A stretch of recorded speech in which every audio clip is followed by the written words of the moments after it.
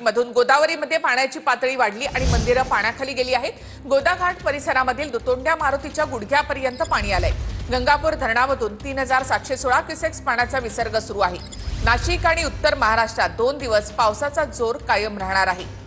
गंगापूर धरणामधून 3000हून जास्त पाण्याचा विसर्ग केला जातोय। तसंच 2 दिवस पावसाचा जोर कायम राहणार आहे। दुतोंड्या मारुतीच्या गुडघ्यापर्यंत आता गोदावरीचं पाणी आलेलं आहे।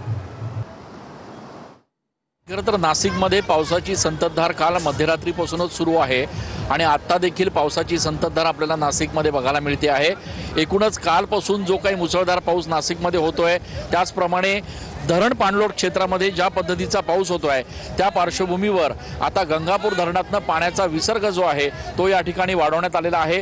जवळपास 3173 क्युसेक्स पाणी जे आहे ते गंगापूर धरणातनं सोडण्यात आलेलं आहे आणि त्यामुळे गोदाघाट परिसरातले हे जे छोटे मोठे मंदिरं आहेत त्यांना सध्या पाण्याचा वेढा पडल्याचं आपल्याला बघायला मिळतंय।